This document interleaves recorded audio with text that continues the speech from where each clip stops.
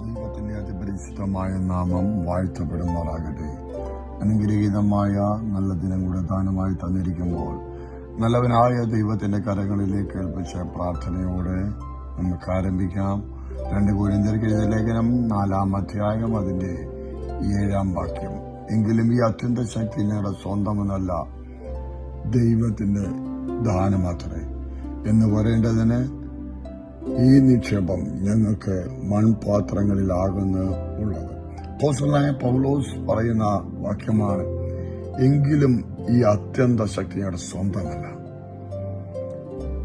ഈ അത്യന്ത ശക്തിയെക്കുറിച്ച് അപ്പോസ്തലൻ വളരെ വ്യക്തമായി തിരിച്ചറിഞ്ഞുകൊണ്ട് പറയുകയാണ്, ജീവിതത്തിൽ പ്രതിസന്ധികൾ വരുമ്പോഴും വെല്ലുവിളികൾ വരുമ്പോഴും പുറമേ കാണിക്കുവാൻ കഴിയാത്ത ഒരു അകത്തെ ശക്തി, ഉള്ളങ്ങളിൽ പകരുന്ന ആ ശക്തി വീണ്ടും തളരാതെ ബലത്തോടെ നിർത്തുമ്പോൾ താൻ തന്നെ വിളിച്ചു പറയാൻ ചോദ്യങ്ങൾക്ക് മറുപടിയായി കാണുന്നവരുടെ മുമ്പിൽ ലജ്ജിതനായി തീരാതെ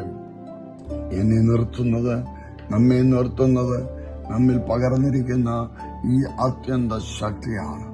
ഈ അത്യന്ത ശക്തി ഞങ്ങളുടെ സ്വന്തമല്ല. സ്തോത്രം. ഞങ്ങൾ കഴിക്കുന്ന ആഹാരത്തിന്റെ ബലമല്ല, ഞങ്ങൾ പറയുന്ന അതല്ല, എന്നാൽ ഇത് ഞങ്ങളുടെ സ്വന്തമല്ല. പിന്നെന്താണ്?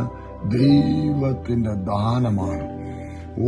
ആ ദാനം നമ്മുടെ മേൽ പകർന്നിരിക്കുന്നത് കൊണ്ട്, ആ ശക്തി നമ്മുടെ മേൽ പകർന്നിരിക്കേണ്ടതിന് അതെവിടെയാണ്? ഈ നിക്ഷേപം ഞങ്ങൾക്ക് മൺപാത്രങ്ങളിലാകുന്നുള്ളത്.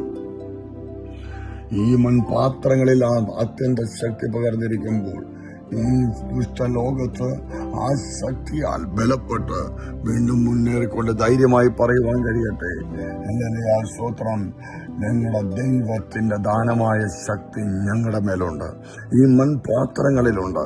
ഞങ്ങൾ ബലത്തോടെ നടത്തുവാൻ ശക്തനായിരിക്കുമ്പോൾ ആ ബലമേറിയ കരങ്ങളിലേക്ക് സമർപ്പിച്ച് പ്രാർത്ഥനയോടെ നമുക്കായിരിക്കാം.